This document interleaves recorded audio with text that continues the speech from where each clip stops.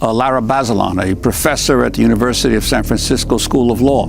In January, she wrote a widely read article in the New York Times titled, "Kamala Harris was not a progressive prosecutor." Bazelon wrote, quote, "Time after time, when progressives urged her to embrace criminal justice reforms as a district attorney and then the state's attorney general, Ms. Harris opposed them or stayed silent.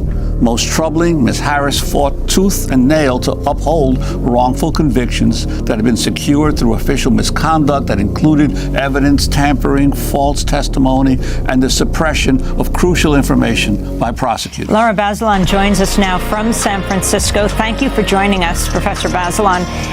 Can you start off by going through Senator Harris's record, starting with her being DA of San Francisco?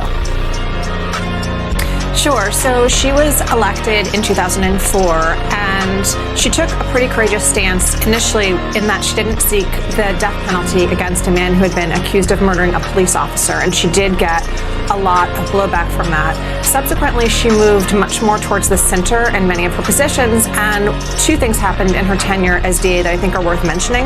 One is that there was a big crime lab scandal whereby there was a lab technician who was using the drugs rather than testing them.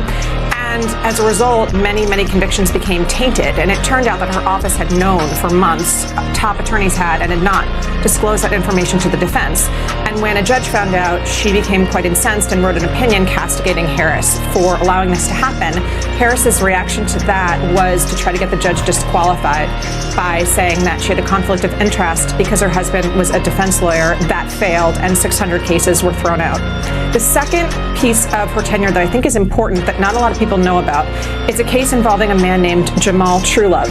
That case was tried by Linda Allen, who was one of Harris's deputies. And the case against Truelove turned on one eyewitness. It was a one eyewitness identification case. He was convicted and sentenced to 50 years to life. And the Court of Appeals threw out that conviction, castigating what Allen had done as gross and egregious prosecutorial misconduct. They said that her closing argument was a yarn made out of whole cloth. Recently, Truelove sued the city of San Francisco, and won a $13.1 million judgment.